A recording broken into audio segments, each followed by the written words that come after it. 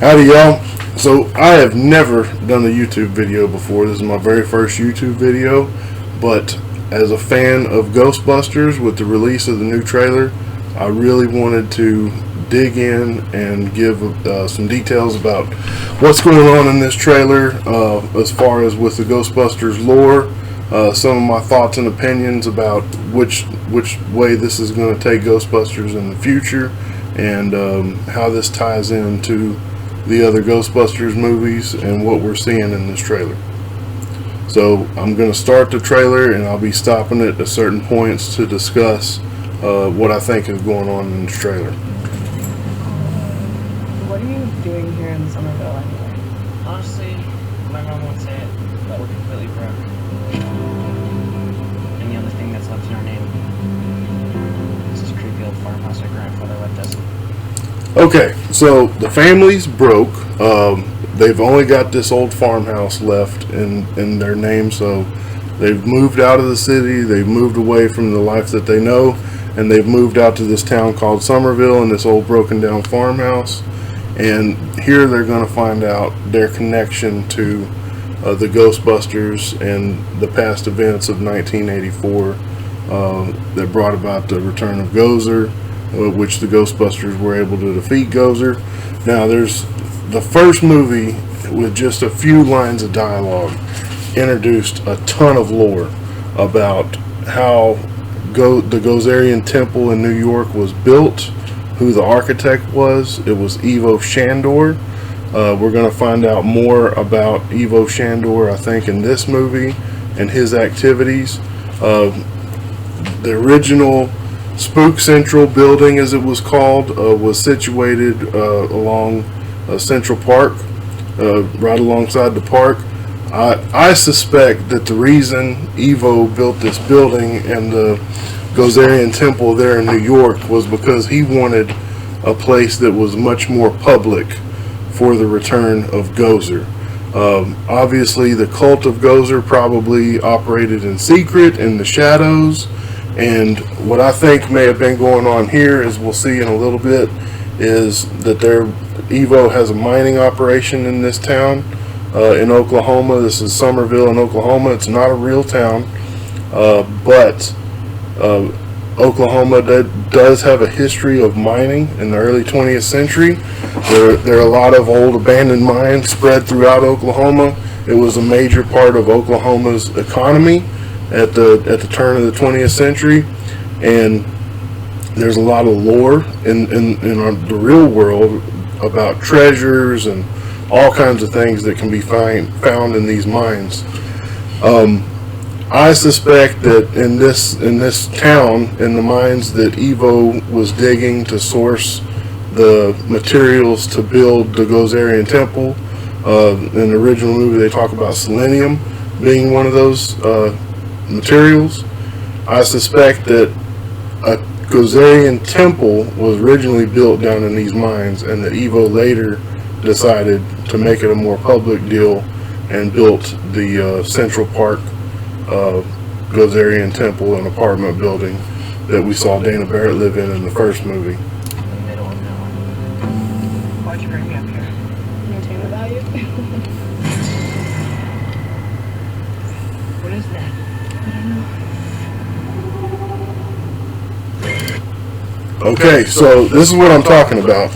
Down in this mine somewhere, there's some activity going on. Obviously, some ghostly, paranormal activity. There's been earthquakes happening in town. If you've already watched the trailer before, you've heard Paul Rudd's character talk about that. We'll see him here in a minute.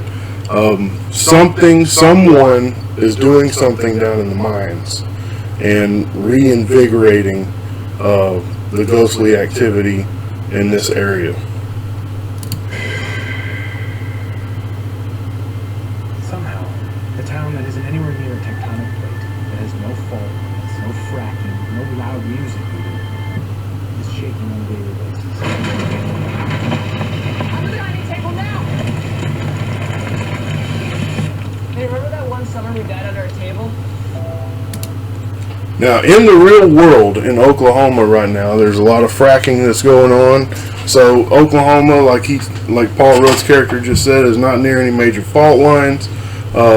They have been getting like 4 and 5 on the Richter scale level earthquakes recently because of all the fracking activity. So this has some parallels with the real world, which I think is really interesting. I found this in my living room.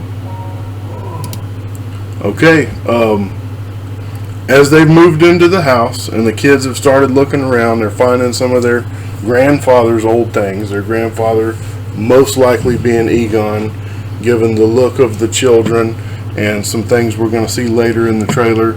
And she's found an old ghost trap in the living room. So Egon's left this here. She was trying to solve a puzzle earlier that looks like maybe something Egon created to hide something. I don't know if she found this ghost trap after solving the puzzle or if it was just laying around in the living room.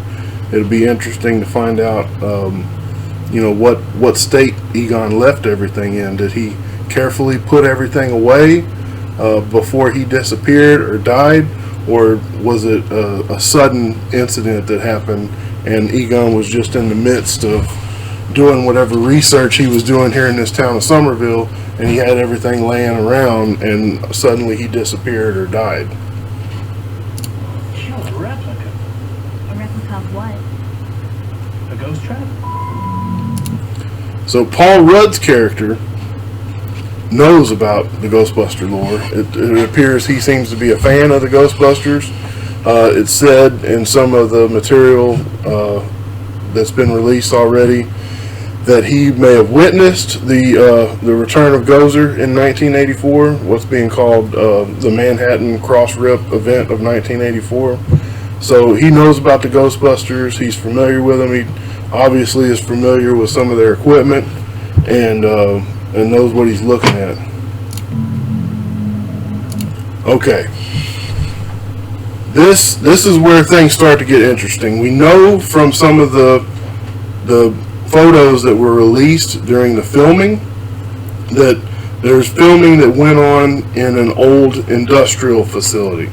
It might have been some kind of petrochemical plant, but what we see here, like in this picture, we see some process lines. These actually look like water lines for fire suppression or something like that. But this looks to be some type of old manufacturing facility with piping and valves and instrumentation, process lines running all over the place. And the reason that I find this interesting is because for those of you who have played the video game or know about what's in the video game, and I suspect that the video game is not going to be canon for this movie, but I would think that they would use elements from the video game in this movie to bring, because they obviously put a lot of time and detail into those elements that they had in the video game, and I think that they want to see those on the big screen. A lot of those elements are ideas from the minds of like Harold Ramis and Dan Aykroyd. So what we saw in the video game is that Shandor had a secret island in Hudson Bay, I think it was, and he had a slime manufacturing facility there that looked real similar to this, with process lines, big tanks containing slime. He was getting slime from a slough. Juvenile slough is the source of where the slime was, and they were turning it into all different types of slime, like black slime, green slime, different types of slime that would do different things. So I wonder if that's part of what we're seeing, is some of those elements being brought into this film. Now this is interesting here. We're seeing more of the inside of this facility that I suspect Shandor may have owned as well. And we've got kind of this little wispy blob up here. Is it a ghost? Is it some kind of ghostly material leaking out of this tank? It's hard to tell. I kind of think it might be a ghost. It's moving around, You can kind of see some hands come out of it. Walking Dead. Your dad never mentioned this to you? It's just my mom. Okay, let me run this back a little bit. So now we're seeing Paul Rudd talking to the kids about Ghostbusters because he seemed kind of shocked when he showed them the ghost trap, and they'd never heard of Ghostbusters before. So he's gotten on YouTube, it looks like, and he's showing them some footage from when the Ghostbusters. This probably looks like the time they saved New York from Gozer. It doesn't look like it's something from the second movie because this is Ecto 1 and not Ecto 1A. So he's telling the kids about the history of the Ghostbusters. And there we see, this is the only shot we get of our boys. Not a new shot, it's from the original movie. So there's no other places in this trailer where we see any of the Ghostbusters. Your dad never mentioned this to you? It's just my mom. Okay, Phoebe is the name of this character, the little girl. She's probably about 11 or 12. She's found a PKE meter, probably in the house, and it's leading her out to this old shed out back. What we're going to see here in a minute is that she has to go down a fire pole, just like in the firehouse, to get into a basement that appears to be under this shed, which I find interesting. So Egon was trying to keep some of this stuff secret, it seems like. And what we see in the shed, see here she goes down the fire pole. My mom says we're A lot of Egon spores, mold, and fungus, a proton pack. So what I'm thinking we're seeing in this shed, besides just Egon's collection of spores, molds, and funguses, I think we're seeing what's left of whatever they had, all the Ghostbuster stuff that was in the firehouse. So this is kind of telling me that the firehouse is no more, or at least the Ghostbusters are no more in the firehouse. We're going to see a lot of ghost-busting equipment here. Some of these shelves and stuff like that look like the kind of shelves that were in the firehouse. I think everything that was in the firehouse, Egon moved out here. Possibly even the containment unit, especially most of the equipment. My mom says we're just here to pick through what looks left. We've got a proton pack. We've got some other equipment here that's kind of hard to tell exactly what it is. This in the background here also looks like some of the equipment that was in the firehouse. So I think the firehouse has been moved here. We're going to see something else in a minute that also leads me to believe that. Okay, the ghost trap right here that Paul Rudd is looking at is obviously not a replica. I think he's starting to realize that. And there's something in it. Probably a ghost. Probably the ghost that we see a little bit later in the trailer that they're chasing in Ecto 1. I think something happens here after Phoebe brings the ghost trap to school, and the ghost gets released from the trap, and that's one of the reasons they go after it. Who are you? The original Ghostbusters suits. Specifically, let me try to pause it at the right time. Specifically, Spangler's suit, at least. There's 4 suits here. These may be the other guy's suits as well. But again, why is this stuff here and not in the firehouse if for no other reason that we don't have the firehouse anymore? Paul Rudd's character talked earlier about how there hasn't been a ghost spotted in 30 years. So that leads me to believe, as much as I don't like it, because I was really hoping that the Ghostbusters were still in business for this new movie, that the Ghostbusters are no longer in business, and everything that was in the firehouse has been moved out to Egon's old farmhouse. That makes me wonder, what are the other guys doing? Where's Winston? Where's Ray? Where's Peter? What did they move on to after Ghostbusters? What does that do in terms of their credibility?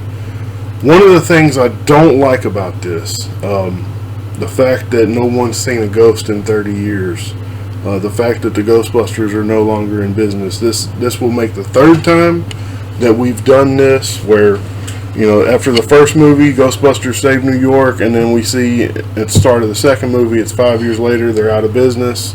Nobody's been seeing any ghosts, and they're doing kids' birthday parties. So it keeps them in that every man, sort of down on his luck position that really defined the first movie. But I don't like rehashing this every single time. So I'm hoping going forward, after this movie reestablishes the universe, so to speak, that we don't do this again. I think the third time's enough. We don't need to, see the Ghostbusters go out of business again after this movie.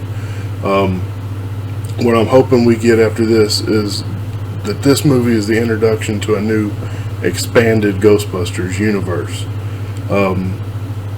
So one of the other things that I don't like about nobody seeing ghosts for the last 30 years is that really challenges my believability in what's going on in this. How come ghosts are only around when there's slime, like in Ghostbusters 2 with all the slime under the sewers, in the subway tunnels and stuff like that. Ghosts don't exist any other way in this universe except for when someone like Ivo Shandor manufactures the conditions for them to exist. Ghosts don't exist when Gozer's not returning. There's no ghosts in this universe at all except for those that are brought about with people like Vigo and Gozer. I find that hard to believe, especially when they were starting up the ghost hunting business, the ghost busting business, and they talked about franchise rights and stuff like that. They were looking to expand Ghostbusters all over the world, all over America if they could. So why are there no ghosts? That bothers me.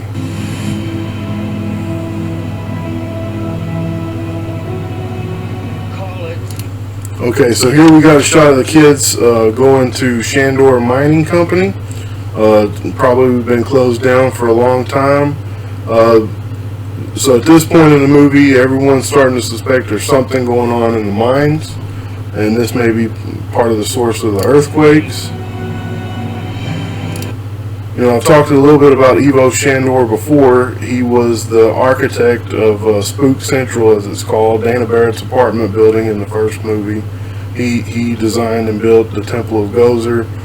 Egon and Ray have an extensive discussion in Ghostbusters 1 when they're in jail about some of the design choices. They have the blueprints for the building that they lay out, and they're looking at trying to figure out what's going on. He sourced materials like selenium from this mine that he had in Oklahoma, obviously. Now, we don't see it a lot in the trailer, but from the behind the scenes photos that we got during filming, there's a lot of the Gozer iconography incorporated into like the city seal, the county seal, the sheriff's badge, sheriff's vehicles, all kinds of stuff relating to Somerville. It seems like there's a lot of Gozer iconography throughout Somerville, and I suspect that Somerville is the headquarters, the home base of the Cult of Gozer, if they're still active. And I suspect we're going to find out in this film that they are still active, and that they've moved on to Plan B, so to speak, to bring about the return of Gozer, and that there's probably an original Gozerian temple down in the mines that they're trying to use in order to bring about the second coming of Gozer, or the third coming of Gozer at this point, because Gozer existed back during Sumerian times and was worshipped. So we would assume that this is the third coming of Gozer now. And with the Ghostbusters being out of business, they probably don't suspect anyone's going to stop them.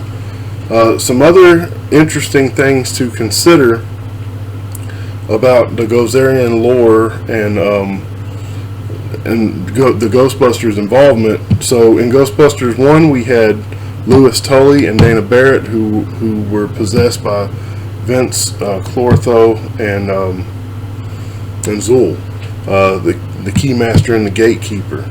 And so they are the hosts for the Keymaster and the Gatekeeper, those two elements that are needed in order to bring about Gozer's return. Another interesting thing is Ray permanently, or at least according to Ghostbusters the video game, whether or not they keep that element in here, we'll see. Ray permanently selected, he raised the selector who selected the form of Gozer's Destructor form. He permanently selected Gozer to be trapped in the body of the Stay Puft Marshmallow Man. So how are those elements going to come into play, or will they be ignored completely?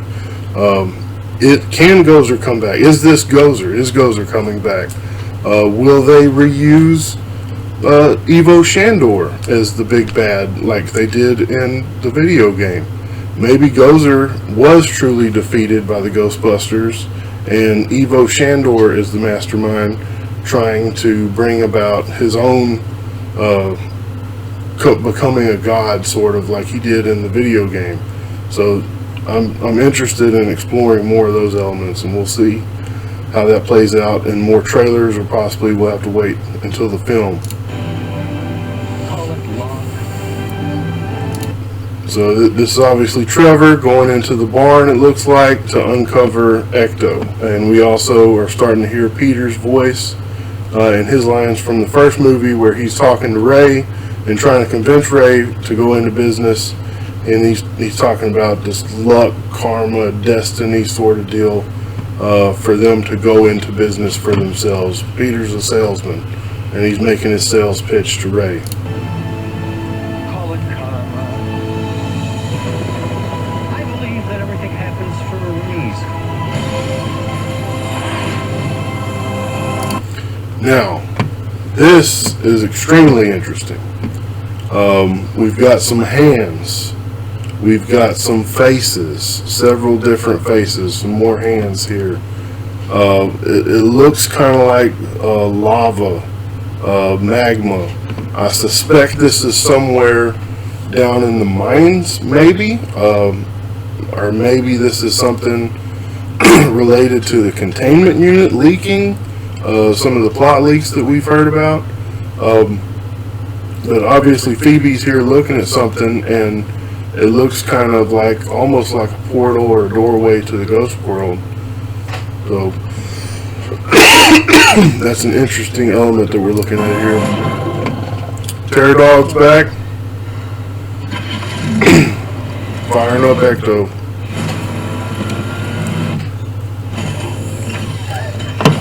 That's a gunner seat? Now this is just a great shot of Ecto barreling around a corner. I talked about this in one of my Reddit comments. Ecto's barreling around a corner, and they're blasting a ghost. Probably the ghost that got out of the ghost trap that they're chasing.